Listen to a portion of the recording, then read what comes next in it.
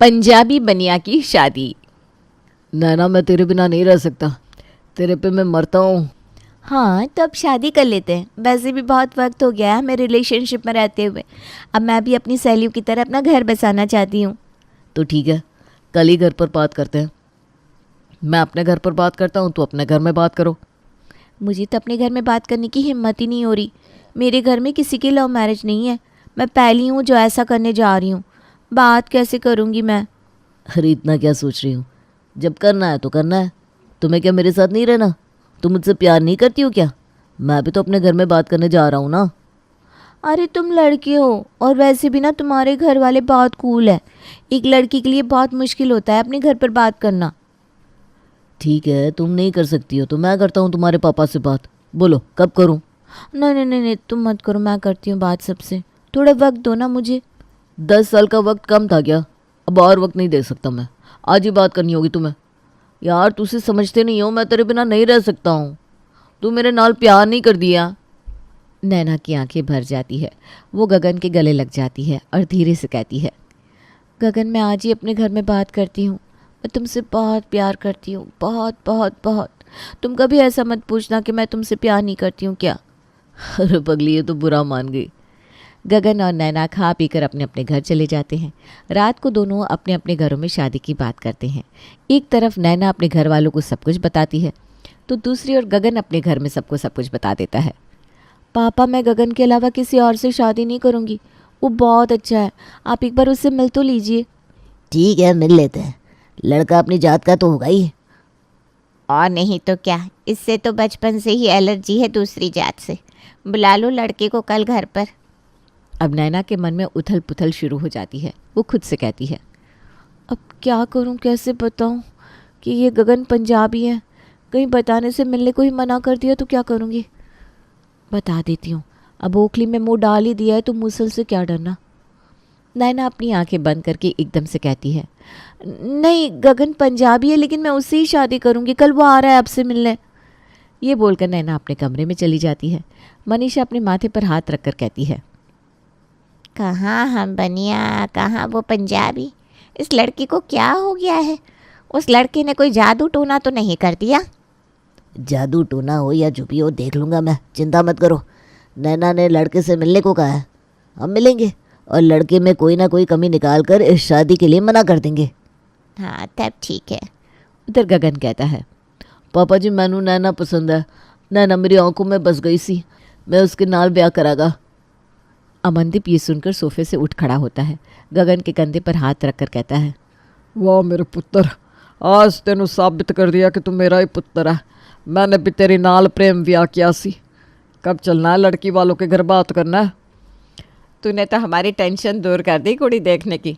नैना नाम तो बड़ा चंगा है कुड़ी दा। अमनदीप इतना एक्साइटेड हो जाता है कि ज़ोर ज़ोर से ताली मारने लगता है। बेटा कल क्यों, अभी चलते हैं लड़की के घर?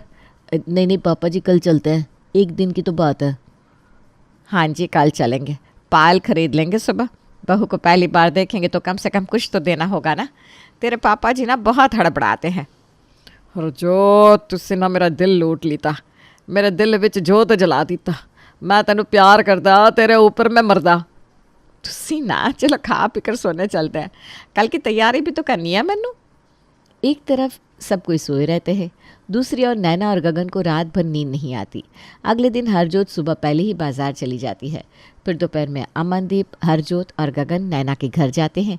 जाते ही अमनदीप शंभू से कहता है, भाई साहब दोनों बच्चे एक दूसरे से प्यार करते हैं, तो अब इसमें हमारा क्या है? बिना सोचे हमें इन दोनों की शादी पक्की कर देनी चाहिए। बैठ के बात करते हैं। सब बैठते हैं। मनीषा चाय नाश्ता लगाती है। भाई साहब लीजिए, बहन जी बात तो होती रहेगी, पहले कुछ खाइए। हाँ अब तो सब लगा ही रहेगा। नैना से मिलना चाहते हैं हम। नैना आ जाएगी थोड़ी देर में। वो ऐसा है ना बहन जी कि हम बनिया हैं और आप लोग पंजाबी, ये रिश्ता हमें पसंद नहीं है। अरे बहन जी क्या खराबी है हमारे पुत्र में, जो आपने अपनी बेटी का हाथ उसे देने से मना कर दिया। अपने कॉलेज का टॉपर रह चुका है गगन, और उसकी सैलरी 36 लाख सालाना है। अंकल जी आपकी बेटी को कभी कोई कमी नहीं होने दूंगा, आप उसका हाथ मुझे दे दीजिए। आपके लड़के में कोई कमी नहीं है, बस आपकी जाति अलग है। हमारे घर में दूसरी जात में शादी नहीं होती। भाई साहब अब क्या ही जात, अब बच्चे खुश तो सब खुश, इनकी खुशी के लिए मान जाओ। अपनी जात में आप अपनी बेटी की शादी करोगे तो ज़रूरी है क्या कि वो लड़का उसे अच्छे से रखेगा? कल को उसको कोई तकलीफ़ हुई तो वो ज़िंदगी भर आप लोगों को ही कोसेगी ना। बात तो बहन जी सही कह रही है जी। वो बगल में अग्रवाल जी की बेटी है ना, वो ससुराल छोड़कर यहीं आकर बैठी है। सुना है लड़का कुछ कमाता नहीं था, शादी के वक्त पता नहीं चला। ठीक है, तुम कहती हो तो ये रिश्ता मुझे मंजूर है। रिश्ता पक्का होने के बाद से अमनदीप की खुशी का ठिकाना नहीं रहता। वो अपनी खुशी जाहिर करने के लिए भांगड़ा करने लगता है। सब कुछ अच्छे से हो जाता है। गगन धीरे से अमनदीप से कहता है, पापा जी हो गया, अब शादी में भांगड़ा करना। हाँ ओ भाई साहब, ओह भाई साहब नहीं समझी जी, अब तो रिश्ता जुड़ गया है। अब शादी की बात कर लेते हैं, क्या है कैसे करना है, डेट शीट निकलवा लेते हैं। हाँ जी, वो भी निकलवा लेंगे। भाई साहब मुझे एक बात कहनी है। अरे समदन जी तुसी बेधड़क कहो जो कहना है। अब हम रिश्तेदार हैं और रिश्तेदारी में क्या हिचक। वो समझी जी हम बनिया है और हमारे में पीना वीना नहीं चलता। हमारी बेटी की शादी में कोई दारू नहीं खुलेगी। समदन जी हमारे में बिना दारू के कोई भी फंक्शन नहीं होता। बिना दारू के पार्टी को पार्टी ही नहीं समझते। अरे कोई बात नहीं, शादी में हम बिना दारू के काम चला लेंगे, बाद में फिर सबको अपने घर में पार्टी दे देंगे। पंजाबियों में नॉनवेज चलता है और हमारे घर में लहसुन प्याज भी नहीं बनता। शादी में हम तो भाई बिना प्याज लहसुन का खाना ही बनवाएंगे। बाराती नाराज़ हो जाएंगे, क्या इज्जत रहेगी हमारी? सब कहेंगे कैसी शादी की है। अरे कुछ नहीं होगा, शादी आपको जैसी करनी है करो। हम अपनी बहू को ले जाएंगे और अपने यहाँ ऐसी शानदार पार्टी देंगे कि लोग देखते रहेंगे। ठीक है तब। शादी पक्की ना समधन जी? हाँ जी, बच्चों की खुशी में ही तो अपनी खुशी है। नैना और गगन एक दूसरे को देखते हैं और शादी की खुशी उनकी आंखों से झलकने लगती है। समधी जी शादी की डेट निकलवा कर हमें बताइएगा, अब हम चलते हैं। ठीक है जी। गगन और उसका परिवार वापस चला जाता है। अब एक एक करके गगन और नैना के घर वाले अपने रिश्तेदार और दोस्त यार को शादी के बारे में बताते हैं। मनीषा की बहन को जैसे ही पता चलता है कि नैना की शादी किसी पंजाबी लड़के से हो रही है तो वो कहती है, अब क्या यही देखना बाकी रह गया है? अब पंजाबियों की खातिरदारी करनी पड़ेगी। बहुत गलत जगह हाथ रखा है तुमने मनीषा। ये पंजाबी लोग खाते पीते हैं, शादी में पीकर तमाशा करेंगे।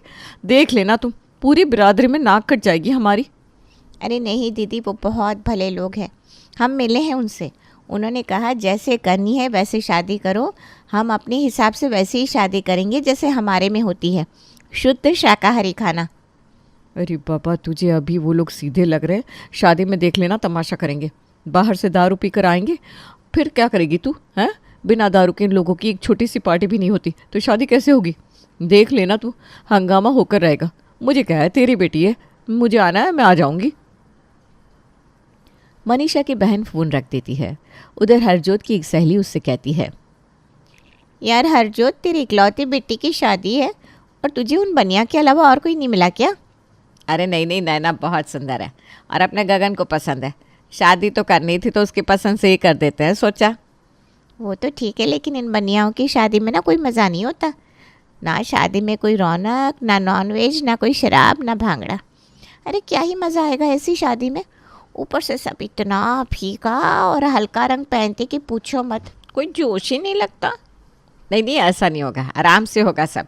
उनको जैसा करना है करे वो लोग पार्टी, हम यहाँ करेंगे एकदम जानदार तड़कता भड़कता जश्न। मुझे नहीं लगता ये शादी चलेगी। और लड़की में भी यही आदतें होंगी ना, शादी के बाद वो गगन को कहेगी ये मत करो वो मत करो, तुम लोगों की ज़िंदगी ख़राब हो जाएगी। ऐसे ही नहीं कहा है किसी ने कि शादी अपनी जात में ही करनी चाहिए। इधर हरजोत उधर मनीषा के मन में बातें घर कर लेती है। मनीषा शंभू से कहती है, पंडित जी से शादी की तारीख निकलवा लेते हैं। हाँ मैंने बात कर ली है, अगले महीने 25 तारीख शुभ है। समधी जी से बात कर लेता हूँ, बहुत काम करने बाकी है अभी तो। शंभू अमनदीप को फ़ोन करके कहता है, भाई साहब शादी की तारीख अगले महीने 25 तारीख की है, आप लोग अपने तैयारी कर लीजिए। अमनदीप कुछ कहता उससे पहले अमनदीप की बहन कहती है, कौन से गुरुद्वारे से फेरे होंगे? गुरुद्वारे नहीं जी, हम तो अपने घर से शादी करेंगे। अमनदीप, अब शादी भी उनके हिसाब से होगी। कभी ऐसा हुआ है क्या? देख लेना, शादी के बाद ये रिश्ता टिकेगा नहीं। वो लड़की भी घर में आकर अपने घर वालों की तरह मनमानी करेगी तो फिर से सोच ले, इस रिश्ते को ना करने में ही भलाई है।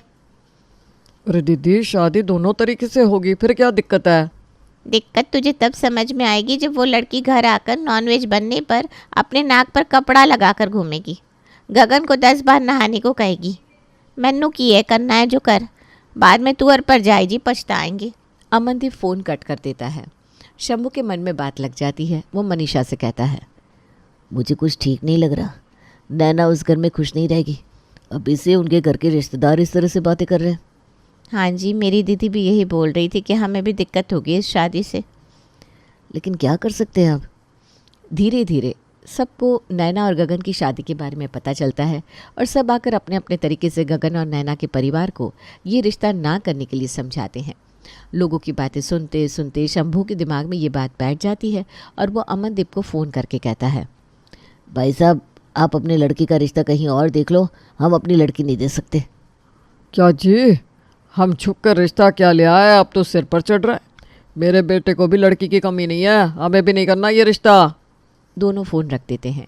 गगन नैना को फ़ोन करके सब कुछ बता देता है। अब क्या होगा? तुम्हारे बिना मैं नहीं रह सकती हूँ। शादी तो मैं तेरे नाल ही करागा। तू एक काम कर, सबसे बोल कर एक मीटिंग रख दे फिर से। मैं दोनों परिवार को फिर से शादी के लिए मनवाऊंगा, लेकिन शादी तेरे नाल करागा। ठीक है, मैं कोशिश करती हूँ मम्मी पापा से बात करने की। वो लोगों को मनाना इस बार तो और भी मुश्किल है। तो एक काम कर, दुर्गा मंदिर में कल शाम अपने मम्मी पापा के साथ आ जाना। मैं भी वहाँ अपने मम्मी पापा के साथ आ जाऊँगा, तब तो तुझे कुछ नहीं करना होगा। हाँ, ये ठीक है। अगले दिन नैना अपने परिवार के साथ मंदिर में चली जाती है। वहीं गगन भी अपने परिवार के साथ आ जाता है। दोनों परिवार एक दूसरे से टकराते हैं। अमनदीप और शंभू एक दूसरे को देखकर मुंह फेर लेते हैं। मुझे आप सबसे एक बार गल करनी है, अब कोई बात नहीं होगी। पुत्र, इन लोगों को बड़ा गुरूर है। पापा जी, मेरे लिए ही सही, एक बार साथ बैठ लीजिए ना। गगन सबको मनाकर सामने वाले होटल में बैठता है और सबको मनाता है। अंकल जी, आप मुझ पर भरोसा करके तो देखिए, लोगों की बात मत सुनिए। शादी के बाद ऐसी कोई भी दिक्कत नहीं होगी नैना को। उसे जैसा खाना है, जैसा पहनना है, वो वैसा ही करेगी। हम पिछले 7 साल से इस रिलेशनशिप में हैं, साथ में घूमते हैं, फिरते, खाते पीते हैं, लेकिन आज तक तो कोई दिक्कत नहीं हुई। नैना मेरे बिना नहीं रह सकती। एक बार लोगों की नहीं, अपनी बेटी की सोच कर देखिए। शंभू बहुत देर चुप रहने के बाद कहता है, ठीक है, शादी की तैयारी करो, लेकिन अगर मेरी बेटी को कोई तकलीफ हुई ना तो जान ले लूँगा मैं तेरी। दोनों परिवार शादी की तैयारियों में लग जाता है। इधर गगन महीने भर पहले ही शादी के कार्ड बंटवा देता है ताकि शादी कैंसिल होने का कोई चांस ही ना रहे। दिन बीतने लगते हैं, सब अपना अपना काम कर रहे होते हैं और जिन लोगों को कार्ड मिला था शादी का वो बातें बनाते हैं कि ये शादी टिकेगी नहीं। इसी तरह शादी का दिन आ जाता है। गगन और उसका परिवार बारात लेकर नैना के घर पहुंच जाता है। गगन को देखकर शंभू का भाई कहता है, अभी भी मौका है, इस शादी को तोड़ दे वरना तो बहुत पछताएगा। पूरे बाराती मुझे तो टुल लग रहा है। मैं कहा रही है लड़के के मुंह से। नहीं भैया, लड़का नहीं पीता है। जैसे तैसे सारे रस्म रिवाज करके गगन मंडप तक पहुंचता है और एक लंबी सांस लेता है। अब बस शादी हो जाए, सुकून ही सुकून मिलेगा। नैना दुल्हन के जोड़े में मंडप पर आती है। नैना को आता देखकर उसका ताऊ कहता है, रुक जा नैना, ये शादी नहीं हो सकती। लड़का मुझे एक ज़रा पसंद नहीं है। कैसे रहेगी इन लोगों के साथ तू? सब कितना भड़कीला पहन कर आए हैं। एक बार फिर से सोच ले बेटा, मत कर ये शादी। यहाँ तक आने के बाद भी मुझे सोचना पड़ेगा शादी के लिए? नहीं ताऊ जी, मैं ये शादी करूँगी। गगन और नैना की शादी हो जाती है। शादी के बाद नैना गगन के घर पहुंचती है। नैना का बहुत अच्छे से स्वागत होता है, जैसा उसे कभी सोचा भी नहीं था। बहू, तुझे जैसा रहना है तो रहना, कोई प्रेशर नहीं है तुझ पर। अच्छा, आज जल्दी सो जाना, कल यहाँ एक पार्टी है। जी मम्मी जी। नैना सो जाती है और आराम से अगले दिन उठती है। फिर नहा धोकर तैयार हो जाती है। बहू, आज कोई काम नहीं करना तुझे, शाम को पार्लर वाली तुझे तैयार कर देगी। मम्मी जी, पार्टी में नॉनवेज होगा ना, मैं नहीं खा पाऊँगी। अरे बहू, नॉनवेज का अरेंजमेंट दूसरे फ्लोर पर किया है हमने, तुझे कोई दिक्कत नहीं होगी। और आज से हमारे घर में भी नॉनवेज बनना बंद हो गया है। थैंक यू सो मच पापा जी एंड मम्मी जी। नैना नाश्ता करती है जो कि बिल्कुल उसके घर की तरह ही होता है। शाम को नैना तैयार होकर पार्टी में जाती है जहां उसे मुंह दिखाए में बहुत सारे तोहफे मिलते हैं और खाना भी उसकी पसंद का होता है। पार्टी में शंभू और मनीषा भी आते हैं। सबको देखने के बाद शंभू मनीषा से कहता है, गगन ने ठीक कहा था, कोई कमी नहीं होने देगा अपनी बच्ची को। वही तो, हम झूठ में लोगों की बातों में आ रहे थे। अपनी बच्ची खुश है और क्या चाहिए हमें। ज़्यादा खुश मत हो, अभी एक दिन हुआ है। ये सब दिखावा करने में तो पंजाबी लोग माहिर होते हैं। ऐसे ही नहीं अपनी बच्ची को फंसाया है। किसी रोज़ घर जाकर देखना, तब समझ में आएगा। वरना अपनी नैना तो इतनी भोली है कि खुद से कुछ कहेगी भी नहीं किसी से। वैसे भी पग फेरे के लिए उसे लाने तो जाना ही होगा, और ये बात समधन जी और समधी जी को पता नहीं है। पार्टी अच्छे से हो जाती है और अगले दिन शंभू और उसका भाई नैना को लेने अमरदीप के घर पहुंच जाते हैं। समधी जी आइए आइए, बैठे बैठे। हरजोत, खाने पीने का इंतज़ाम करो, पहली बार समधी जी घर आए हैं। आ रही हूँ। हरजोत चाय नाश्ता लेकर आती है। समधन जी, मैं नैना को पग फेरे के लिए लेने आया हूँ, उसे ज़रा बुला दीजिए। वो तो सो रही है, कल थकी हुई थी ना।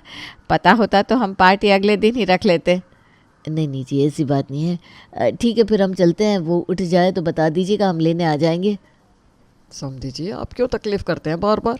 गगन बहू को छोड़ देगा। ठीक है जी, हम चलते हैं। शंभू और उसका भाई वहाँ से वापस आ जाते हैं। रास्ते में शंभू अपने भाई से कहता है, भैया, अब तो यकीन हुआ कि हमारी बेटी खुश है। हाँ भाई, हमने जैसा सोचा था वैसे तो कोई दिक्कत है नहीं यार। नैना अपने ससुराल में एकदम आराम से एडजस्ट हो जाती है और सब कुछ सही से चलने लगता है।